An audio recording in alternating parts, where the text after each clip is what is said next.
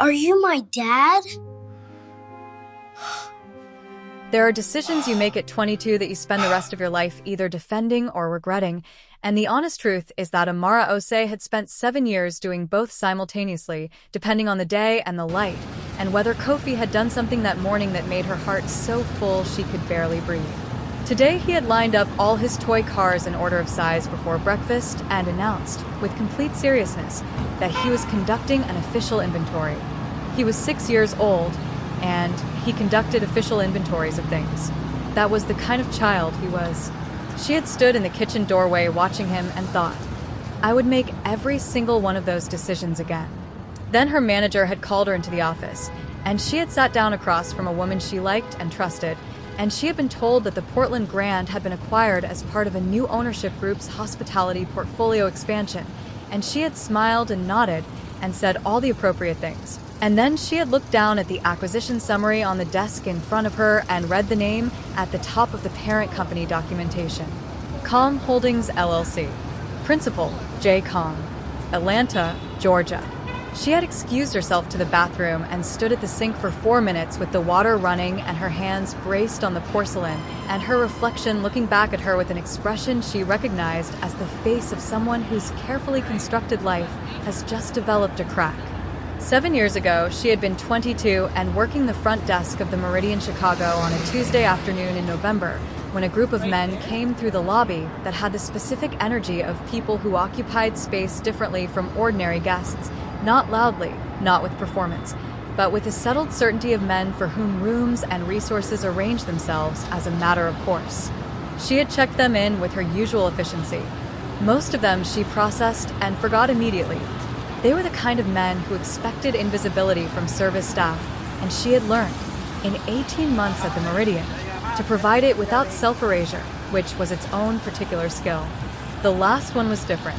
He was 27, Korean-American, lean and precise, with close-cropped black hair and dark eyes that were doing the same thing her eyes were doing, taking an accurate inventory of the space, noting exits and angles, and the specific geometry of who was where. He caught her doing it, and something shifted in his expression. A fractional acknowledgement. One careful person recognizing another. Kong Jae, he said. 2 nights. She processed his room key and slid it across the desk, and he picked it up, and then, instead of turning toward the elevator with the rest of his group, he stayed. He asked her how long she had worked there. She told him. He asked what she thought of the city. She told him that too, more than she usually told guests, because something in the quality of his listening made brevity feel inadequate. They talked for 11 minutes. She knew because she tracked it after, trying to understand what had happened. 11 minutes at a hotel front desk in November, and then he had gone up to his room, and she had processed the next guest and told herself it was nothing. He came back down at 7, alone, without his group, and asked if she knew a good restaurant within walking distance that was not a hotel recommendation. She told him 3. He said, "Which one would you go to?" She told him. He said, "Would you like to come?" She had said yes. She had said yes for reasons she had understood perfectly well at the time, and had chosen anyway. She was 22, and he was precise and quiet and looked at her like she was a complete person rather than a service function. And it was November in Chicago, and she was lonely in the specific way that young women who have moved to unfamiliar cities for the first time are lonely, which is a loneliness that sits right at the surface waiting for the smallest warmth. Dinner lasted 3 hours. They talked about everything, her family in Accra, his parents in Atlanta who had come from Seoul in 1989 and built a dry cleaning business that he had expanded into other things he was elliptical about. She asked him directly what the other things were. He was quiet for a moment and then said, "Things I'm not proud of." She had taken this as honest, and more than most men offered. She did not ask again. One night, one extraordinary, warm, entirely unwise night that she had put away in the locked cabinet of her private history and told herself was simply a thing that had happened to a younger version of herself. He was gone before 5. The note on the pillow was written on hotel stationery in a hand that was spare and precise. "I'm sorry. Stay safe. Jay." She had read it twice. Then she had gone to work. 2 weeks later, sitting on the bathroom floor of her studio apartment at 11 at night with a pregnancy test in her hand, She had thought about those 4 words for a very long time. She had done her research in the week that followed. She was methodical by nature. She had not become a good front desk manager by being careless with information, and what she found about Jae Kong in the careful, thorough research of a woman whose entire future had just been redirected was enough. Not sensational, not dramatic, just enough. The kind of information that told her clearly what world he operated in, and what it would mean to bring a child into contact with it. She was 22. She was alone in Chicago. Her parents were in Accra, and she was not ready to have that phone call. She had no family in the city, 2 close friends, and a hotel job that came with a company transfer program. She had requested a transfer to Portland within a month. She had packed everything she owned into 2 suitcases. She had not accumulated much, which turned out to be fortunate, and she had driven northwest on I-90 in a used Honda with the specific determined calm of a woman who had made a decision and was executing it without the luxury of doubt. She had not told Jae Kong. She had told herself she was protecting her child. She had told herself this so many times over 6 years that it had become simply true, which was almost the same thing as always having been true. Kofi arrived in March, 7 weeks early, and already with opinions about it. The NICU nurses called him the negotiator because he communicated his needs with a precision and persistence that was remarkable in someone who weighed 4 pounds. He had his mother's deep dark brown skin, warm and rich, and his father's jaw, angular and defined in a way that became clearer as he grew, and his father's eyes, dark and intelligent and always taking an inventory of whatever room he was in. When he was 4, he had asked about his father with the directness of a child who has noticed a gap in the available information and intends to have it filled. Amara had sat with him on his bed and told him the truth, the parts that were his to know. His father's name was Jay. He lived far away in Atlanta. He did not know about Kofi, which was not his fault and not Kofi's fault, and was simply something that had happened the way some things happen, before anyone had a chance to make different choices. She had shown him the photograph. It was the only one she had, a press image from a Chicago business publication. Jay in a dark suit at a charity function 2 years after their night together, sharp and precise, and entirely composed. She had found it during her research and had not deleted it and had not examined too closely why she had not deleted it. Kofi had studied the photograph with the focused attention he brought to everything that mattered to him. Then he had placed it carefully in a small wooden box on his bookshelf between his Lego architecture set and the collected works of a nature encyclopedia series he was systematically reading in alphabetical order. When he started first grade in September, 2 months before his 7th birthday, he had moved the photograph to the inside pocket of his school jacket. Amara had seen him do it. She had not said anything. She had stood in the hallway watching her son put his father's picture in his pocket for school, and she had understood something she was not yet ready to name. Now she was 31 years old and standing at her desk in the lobby of the Portland Grand, and the name on the acquisition documents was Jae Kong, and the man who had left a forward note on a Chicago hotel pillow 7 years ago had just bought the building she worked in. She thought about calling in sick for the rest of the week. She thought about the transfer program. She thought about Kofi at the kitchen table this morning, conducting his official inventory of toy cars, absolutely certain in the way that only very young children and very wise people are certain that the world was organized and comprehensible and full of things worth paying attention to. She stayed at her desk. She did her job. She went home at 5:30 and made jollof rice, and listened to Kofi tell her in exhaustive detail about a caterpillar he had observed at recess. And she told herself that Portland was a large city and Jae Kong might never come here personally, and she was going to be absolutely fine. She was not fine. But she was upright, and she had learned, in 7 years of doing this alone, that upright was always enough to start with. The acquisition was handled through attorneys and a regional manager for the first week and a half, which gave Amara 9 days to construct and maintain the belief that she might never have to see him. She was good at construction. She had built an entire life from careful construction. 9 days was not nothing. On the 10th day, her manager mentioned, in the course of an ordinary morning briefing, that the principal of Kong Holdings would be visiting Portland later in the week for a property walkthrough and introductory meeting with senior staff. Amara wrote property walkthrough in her meeting notes, and did not allow her handwriting to change. She spent the next 3 evenings trying to decide what to do with the information she was carrying. The options, as she laid them out with a methodical practicality that had always been her way of managing impossible things, were these. She could contact Jay Kong before the meeting, through the attorney channels, and arrange a private conversation in which she controlled the terms of disclosure. She could say nothing and let the meeting happen and manage the moment as it came.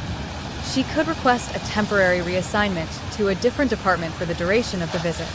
She could tell Kofi that the situation had changed and begin preparing him for a possibility that was no longer theoretical.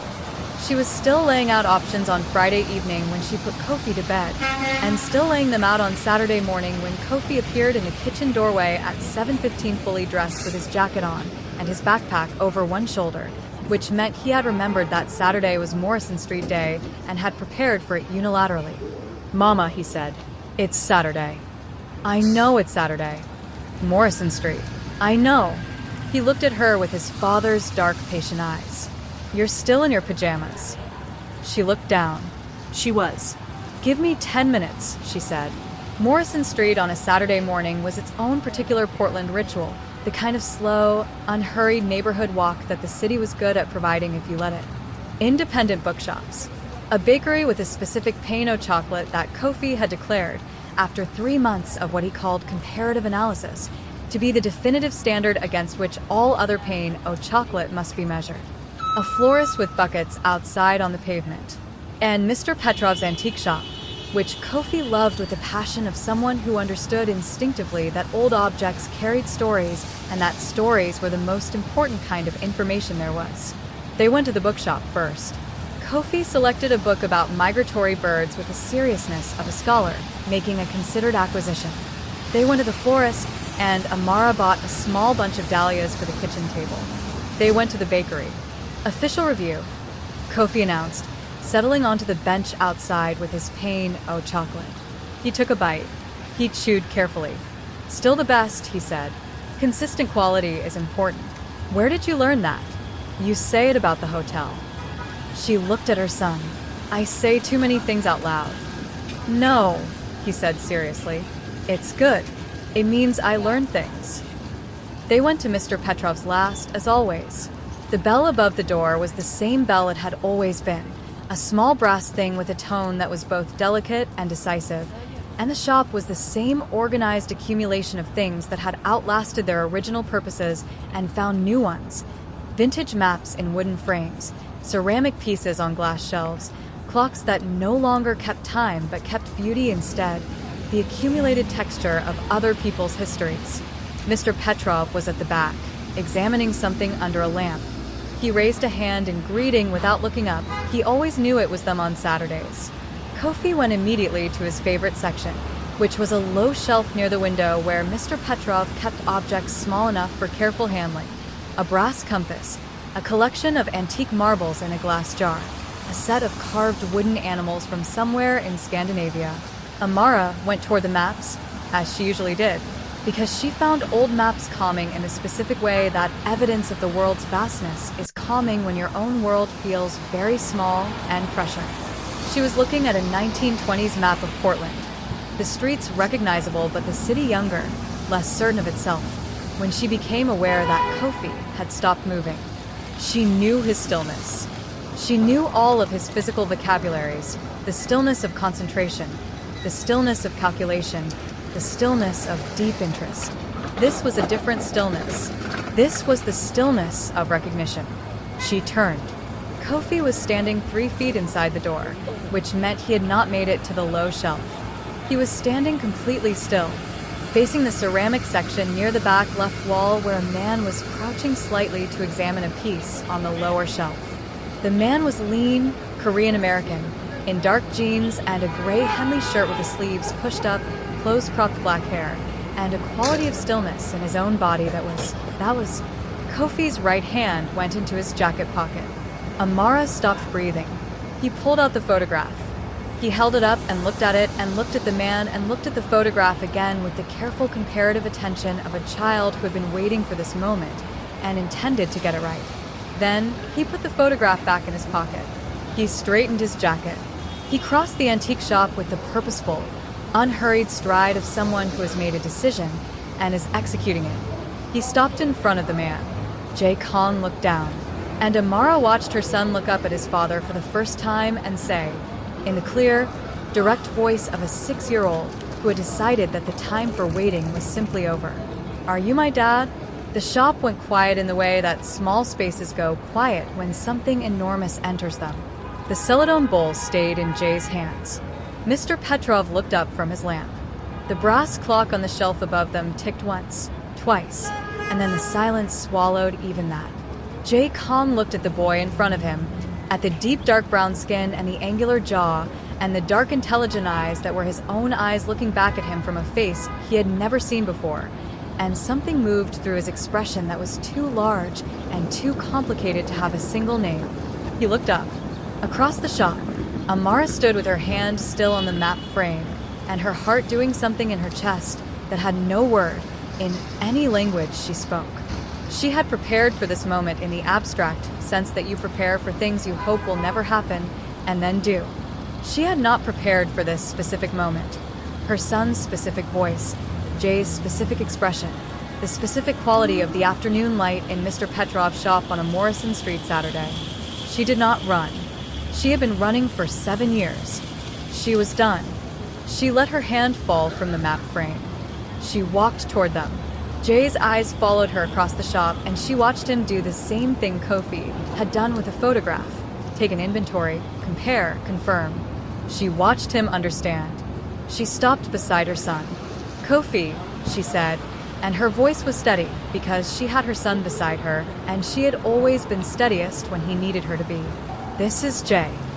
Kofi looked up at his mother, and then back at the man, with the expression of someone whose working hypothesis has just been confirmed by the data. "I know," he said simply. "I recognized him." Subscribe to Echoed Truth Stories right now and ring that bell, because the conversation that happens next in that cafe is the one this whole story was building toward, and you cannot miss a single word of it. They found a cafe 2 blocks from Mr. Petrov's shop, a small place with wooden tables and large windows, and the specific low hum of a Portland Saturday morning doing its unhurried business. Jay held the door. Kofi went through it first with the natural confidence of someone who had not yet learned to make himself smaller in unfamiliar situations, which was one of the things Amara had been most careful to protect in him. They took a corner table. Kofi sat between them, which Amara had not orchestrated but which seemed right, both as a physical reality and as a symbolic one, because Kofi was precisely the thing that was between them, and pretending otherwise would have been its own kind of dishonesty. The server came. Kofi ordered his pain au chocolate with the specific, detailed clarity of a child who knew what he wanted and saw no reason to be vague about it. The one with the dark chocolate, not the milk chocolate, and can I have a glass of water that is not sparkling because sparkling water tastes like someone put sadness in it. Jay looked at the menu. He ordered coffee black. Amara ordered tea and was aware of her hands on the table and Jay's hands on the table and the specific charged quality of the air between two people who have not seen each other in 7 years and have a 6-year-old sitting between them eating a pastry. Jay looked at Kofi for a moment. Then he looked at Amara. "How old is he asked. His voice was the same. That was the thing she had not expected. She had expected time to have changed the specific quality of his voice, the way time changed everything, but it was the same low, unhurried register, the voice of a man who did not feel the need to fill silence with noise. 6, she said. 7 in March. He did the mathematics. She watched him do it, the slight shift in his focus, the internal accounting, and his expression did not change. It did not get louder or more volatile or more anything. It simply became more still, which was its own kind of intensity. He was quiet for a moment. The cafe moved around them. Kofi took a precise bite of his pain au chocolate and chewed thoughtfully.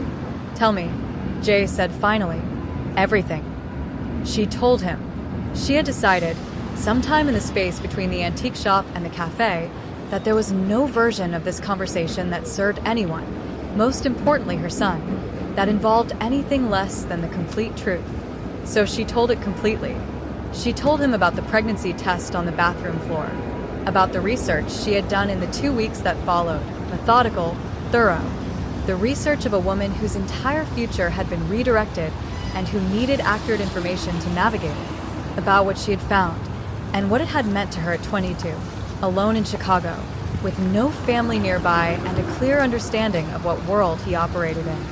She told him about Portland, about the transfer, the 2 suitcases, the Honda on I-90, about the NICU, about the negotiator, about 7 years of building something from nothing in a city where she had known no one because the alternative had felt like handing her son something she could not protect him from. She did not soften it. She did not apologize for it.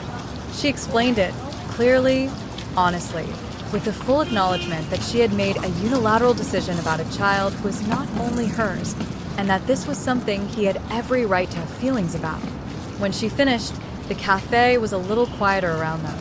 Kofi had finished his pastry and was now examining the grain of the wooden table with his fingertip, tracing patterns, listening to everything with the practiced invisibility of a child who had learned that adults shared more when they forgot. He was paying attention.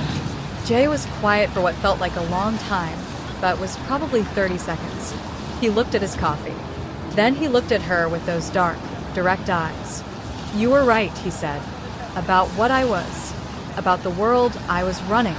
You were right to be afraid of it." Amara had prepared for anger. She had prepared for the controlled fury of a man who had been kept from his child and had a legitimate grievance to press. She had not prepared for this, for the specific honesty of a man who looked at a 7-year situation and identified his own culpability without being prompted. She was quiet for a moment. "I still should have told you," she said. "Maybe," he said. "I don't know what I would have done with it then. I don't know if the version of me that existed 7 years ago was capable of being what you would have needed me to be." "What version of you exists now?" she asked. Before he could answer, Kofi looked up from his table grain study and said, with the completeness of someone who has been waiting for the right pause in the adult conversation, "I kept your picture in my box, the wooden one on my shelf, but then I started school and I moved it to my pocket." He looked at Jay with complete directness. "I thought if I ever found you I should tell you about me first, so you'd know I was good before you decided anything." Jay looked at his son for a long moment. Something moved through his face, deep and unguarded, the expression of someone encountering something they had not known they needed until it was directly in front of them. "You are," he said quietly. "You're very good." Kofi appeared satisfied with this assessment. He folded his napkin with the care of someone who had been taught that objects deserve to be treated with respect. "I have a garden," he said. "I grew tomatoes. They were small, but they were completely real, and I grew them from seeds." "That's significant," Jay said. "I know," said Kofi. Amara asked him directly, because Kofi was there, and Kofi was listening, and she was not going to have a conversation about his father that she would need to untranslate for him later. She asked what his situation was now, what he was running, what he was. Jay was quiet for a moment. Then he told her honestly, in the measured terms of someone who had thought carefully about the distance between what he was and what he was becoming. He had inherited the organization at 24 when his father stepped back. Not the dry cleaning business, the other things, which had grown substantially in the years since his parents had arrived in Atlanta with almost nothing. He had run it for 6 years. 2 years ago, he had made a decision. Not suddenly, not dramatically, but in the specific way that real decisions are made, through accumulating evidence that the thing you are doing cannot continue to be justified. He was transitioning. Legitimate business acquisitions, hotels, commercial property, a small logistics company, built over 2 years of careful, deliberate work. He was 60% through. The remaining 40% involved entanglements that required time and precision to unwind. 60%, Amara said. "Yes." She looked at him steadily. "My son needs 100% Jay." He did not flinch from this. He did not negotiate with it or qualify it or explain why 60 was a reasonable number given the circumstances. He simply said, "I know that. I know." They were quiet for a moment. Kofi had been listening to all of this with the focused attention he gave to everything that mattered. He looked from his mother to the man across the table, and then at his mother again. "Can he come see the garden?" he asked. "I want to show him the tomatoes."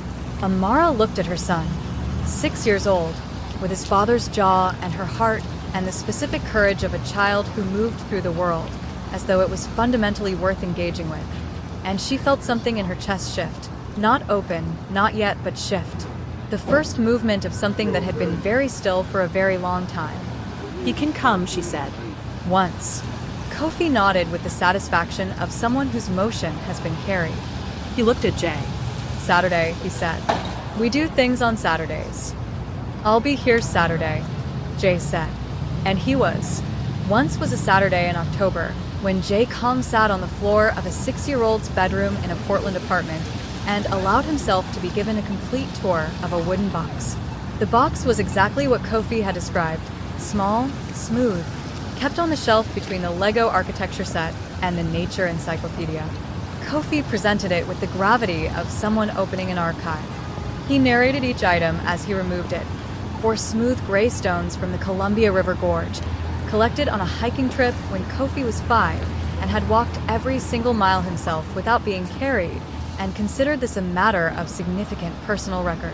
A first-grade library card, laminated, which Kofi had laminated himself using a craft laminator he had received for his birthday and had immediately put to professional use.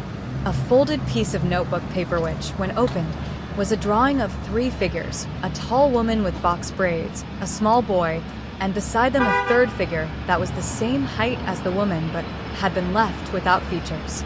Beneath the empty figure, in careful first-grade handwriting, "Dad, space for when I know." Jay looked at the drawing for a long time.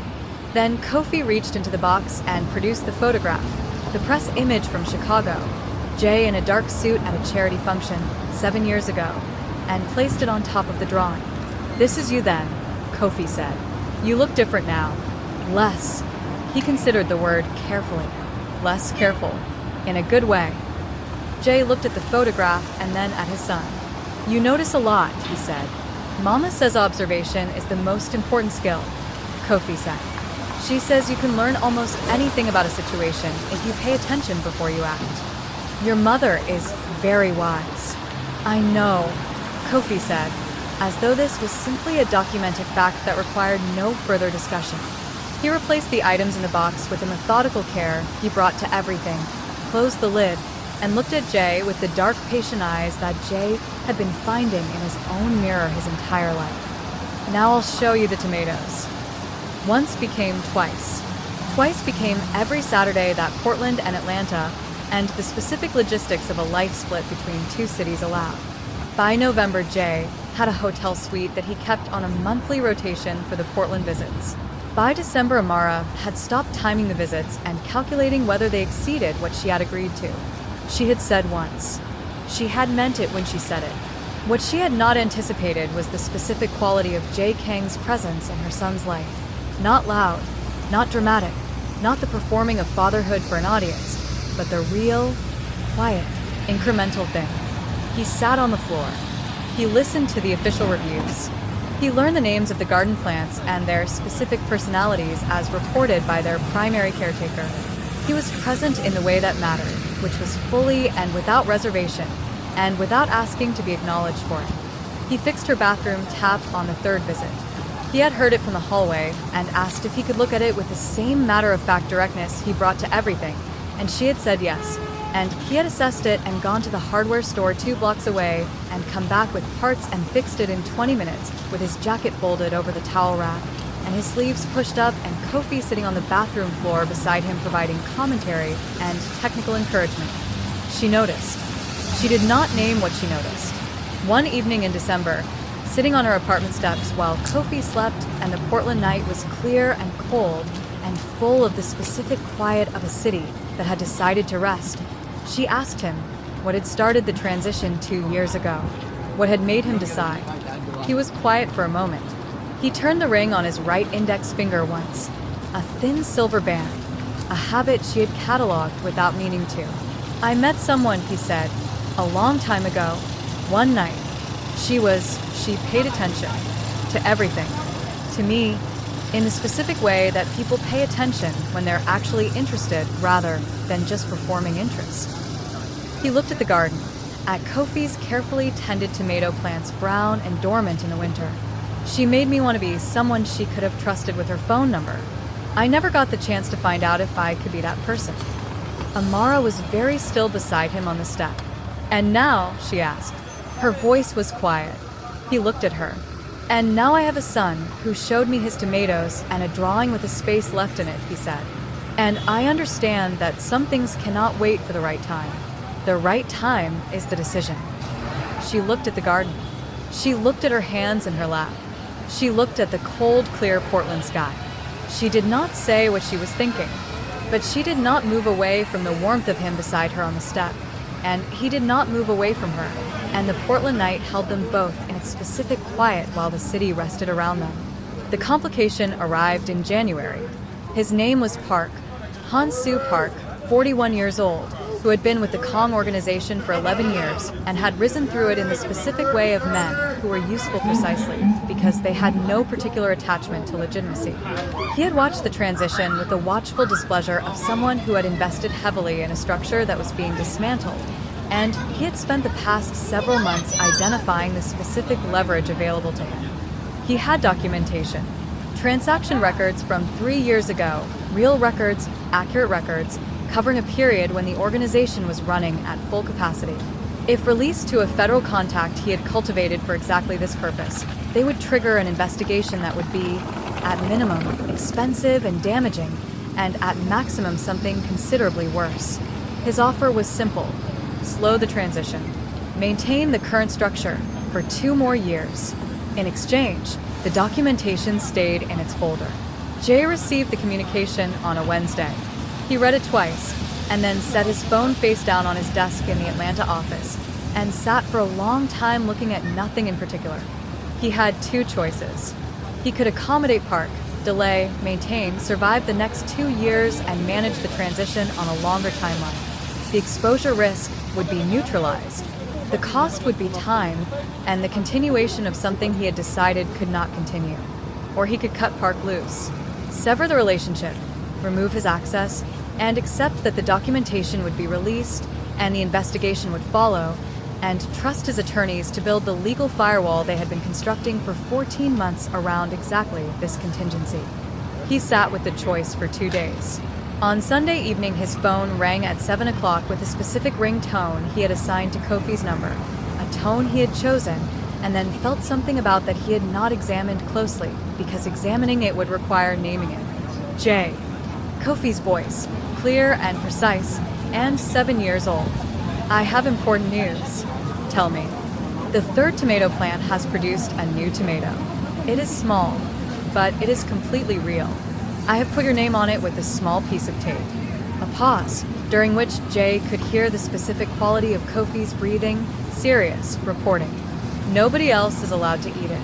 I told Mama, and she agreed. Jay was quiet for a moment. I'll be there next Saturday, he said. Good, said Kofi. It will be ready. Jay hung up.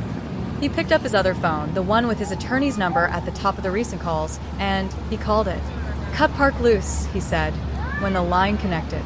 Release the retainer, revoke his access, and file the protected documentation we discussed. Handle the exposure, however it needs to be handled. He paused. I don't care what it costs. His attorney said, Jay, if Park follows through, he'll follow through. Jay said, handle it. He hung up.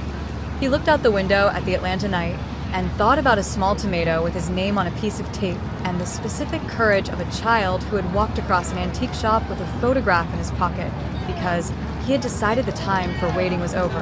Amara found out about Park through a contact in the hotel industry, a colleague who had heard fragments from a shared attorney network, enough to understand that Jay was facing serious legal exposure because of his past and had chosen to accept it rather than slow the transition.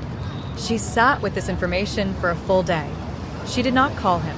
She went about her work and came home and made dinner and listened to Kofi's official review of the school cafeteria's Tuesday menu. And after Kofi was asleep, she went and sat in his room in the dark and looked at the wooden box on the shelf. She thought about the drawing inside it, the empty space. She thought about a man who had cut someone loose and accepted the consequences for the sake of 100%. For a tomato with his name on it. She sat in the dark room for a long time, And when she got up, she understood something she had been carefully not understanding for 3 months. Like this story, if Jay's phone call to his attorney, triggered by a 7-year-old's tomato, is one of the most powerful moments you have ever heard. And stay with us, because next chapter is where everything arrives. Park followed through on a Thursday in February. The documentation was delivered to a federal contact at the FBI's Atlanta field office, comprehensive, accurate, covering 14 months of the organization's operations ending 2 years ago. The agent assigned to it opened the file and began reading with the professional interest of someone who had been waiting for exactly this kind of organized submission. Jay's attorneys had been preparing for this for 14 months. The legal firewall they had constructed was not a guarantee. No legal strategy ever was. But it was thorough, and it was built on a foundation of genuine, documented truth. The transition was real. The timeline was real. Every legitimate transaction for the past 14 months was accounted for and clean and cross-referenced and ready for examination. When the federal investigators began their preliminary inquiry and requested documentation, Jay's attorneys responded within 24 hours with a submission that ran to 400 pages of organized, clearly indexed evidence of a legitimate business transformation. It was not painless. Nothing this size ever was. It cost money in legal fees that made Jay briefly and silently review his property portfolio. It cost professional reputation. His name appeared in a business news story that described the investigation in the careful, non-committal language that publications used when they wanted to imply something without stating it, and the hotel acquisition was briefly complicated by the attention. 2 associates distanced themselves with the specific self-protective speed of people who had always maintained a degree of plausible deniability. Jay did not ask Amara to carry any of it. He called every Sunday at 7 when Kofi called, and he was honest about what was happening. He did not minimize it or pretend it wasn't happening, but he held the weight of it himself. When Amara asked if there was anything she could do, he said, "Keep Sunday evenings free." She kept them free. Kofi turned 7 in March. The birthday party was on a Saturday. 12 first graders in Amara's apartment and the building's small courtyard.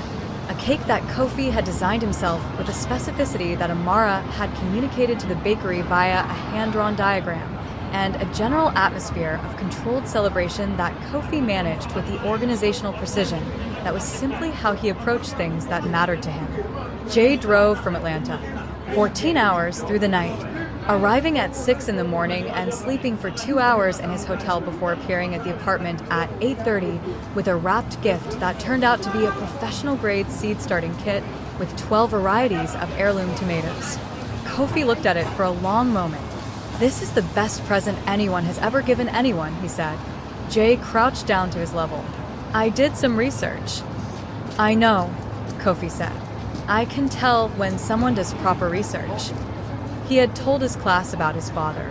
Amara had not known this until his teacher mentioned it at a conference in February, mentioned it warmly, as something the teacher had found moving, that Kofi had brought the photograph for show and tell and had explained, with great clarity and no embarrassment whatsoever, that his father had not known about him but did now, and was working on some things and would be at his birthday party in March. When Amara had asked Kofi about it later, he had said, "I wanted them to know he existed. And I wanted him to know that people knew, so he'd understand it was official." Amara had looked at her son for a long moment. "Did it feel official?" she asked. "Yes," he said. "And now he has to come to the party." He had come to the party. One evening in April, 3 weeks after the birthday, 5 weeks after the federal inquiry had been escalating, Amara was putting Kofi to bed when he said, in the way that he said important things, as a simple direct statement rather than a question, "Is Jay in trouble?" She sat on the edge of his bed. "He's dealing with some complicated things from his past," she said. "Things he did before he decided to do things differently." "Is he fixing it?" "Yes," she said. "He's fixing it." Kofi considered this with his characteristic thoroughness. "Good," he said, "because I told everyone at school about him. And I showed them the photograph. And I told them he came to my birthday. So I need him to be okay." Amara looked at her son, 7 years old, with the photograph in his pocket and the seed-starting kit on his desk and 12 varieties of heirloom tomatoes in progress. who had managed the situation of his father with more grace and directness and courage than most adults managed anything, and she laughed. A real laugh, the first one in 2 weeks that came from somewhere genuinely unguarded. "He's going to be okay," she said. "I know," said Kofi. He turned over, which meant the conversation was complete, and he was ready to sleep. "Turn the lamp down, but not all the way." She turned the lamp down, but not all the way. She sat in the doorway for a moment looking at her son in the half-dark, and then she took out her phone and sent a message to Jay that said only, "Kofi has told his entire class about you. Just so you know. He says it's official." The reply came 3 minutes later. "I know. His teacher emailed me." She stared at her phone. "His teacher has her email?" Kofi gave it to her. He said it was important for his father to have a direct line of communication with the school. She agreed. Amara put her phone down and pressed her lips together against the specific emotion that was attempting to surface, and she sat in the hallway outside her sleeping son's room and thought about a 7-year-old who had managed the entire situation with more competence than either of his parents. The federal inquiry closed on a Tuesday morning in June. Jay's attorney called at 9:15 to confirm. Preliminary inquiry closed, no charges, no further proceedings. The documentation submitted in response had been found comprehensive and the transition genuine. The file was closed. Jay sat in his car in the parking structure of his Atlanta office building for a moment after the call ended. He looked at the concrete wall in front of him. He thought about Park, who was facing his own legal situation now, filing a fabricated federal tip, as it turned out, had its own consequences that his attorneys had made certain were clearly documented and submitted. He thought about 14 months of building a firewall. He thought about 14 months of Sunday phone calls at 7 o'clock. He thought about a drawing with a space left in it. He drove to Portland overnight. He knocked on Amara's door at 7:15 in the morning with 2 coffees from the place on Morrison Street that Kofi had declared definitively superior on the basis of their oat milk latte, which Jay did not drink, but had bought anyway because it seemed right to buy 2. Amara opened the door in her work clothes, ready to leave, her box braids pinned up for the workday, clearly not expecting him. She looked at him. She looked at the 2 coffees. "It's done," he said. "Completely. 100%. The inquiry is closed. The transition is documented. There is nothing remaining. It's done." She looked at him for a long moment. This man she had known for one night 7 years ago, who had left a forward note on a Chicago pillow, who had built something his father had built, and then spent 2 years taking it apart because he looked at it and could not justify continuing, who had sat on her son's bedroom floor and listened to the inventory of a wooden box, who had driven 14 hours for a birthday party and cut a dangerous man loose for a tomato. She stepped back from the door. "Come in," she said. "Kofi's going to be up in 20 minutes. You should be here when he comes downstairs." He came in. Kofi came downstairs at 7:32. He was in his school clothes already. He dressed himself now, efficiently, and had strong opinions about which combinations were acceptable, and he appeared at the bottom of the stairs and looked at the kitchen table where Jay was sitting with his coffee and did not look surprised. He looked, if anything, like someone whose projection has been confirmed by the observed data. He climbed into the chair beside Jay, with the ease of someone sitting next to someone who belonged there. "The tomatoes," he said. "The heirloom ones from the seed kit. 3 of them are ready." "I know," Jay said. "You told me on Sunday." "I told you one was ready," Kofi said, with the precise correction of someone who cared about the accuracy of the record. "But then 2 more became ready. So there are 3. He looked at the table. "I saved one for me, one for Mama, and one for you. Nobody else." "That's exactly the right number," Jay said. Amara was at the kitchen counter making toast and listening to her son conduct the morning with his characteristic combination of precision and warmth, and she felt something settle in her chest that had been unsettled for 7 years, not with a dramatic release, not with tears or declarations, but with the quiet, permanent completion of something that had been waiting for the right conditions. She brought the toast to the table. She brought the 3 small tomatoes from the garden, which Kofi had placed in a bowl on the counter 3 days ago with a piece of tape on the bowl that said, "Do not eat. Official reserve." She sat down. The 3 of them ate breakfast together for the first time. Outside the Morrison Street window, Portland was doing what Portland did on a Tuesday morning in June, going about its business with the unhurried energy of a city that had made peace with its own pace. 10,000 ordinary lives on their 10,000 ordinary trajectories, none of them pausing for any particular family's particular morning, which was exactly right. They did not need the world to pause. They had this table and these tomatoes and this morning light and the specific ordinary extraordinary fact of sitting down together. And that was everything. That was all of it. That was enough. Official review, Kofi said, taking a bite of tomato. He chewed carefully. Best one yet, he said. Amara looked at Jay across the table. He was looking back at her with those dark, quiet eyes, and for the first time since she had stood at a hotel front desk 11 minutes longer than she should have, she did not look away. Consistent quality, she said. Consistent quality, he agreed. Kofi looked between them with the expression of someone observing something that he had, in fact, been expecting for quite some time, and returned to his breakfast with the satisfaction of a person whose long-term planning has come to its proper conclusion. The end. Comment below. Was it the antique shop, the wooden box, the phone call about the tomato, or that kitchen table at the end? Tell us the moment that got you. Share the story with someone who needs it today, and come back for the next one. This is Echoed Truth Stories, and we will see you there.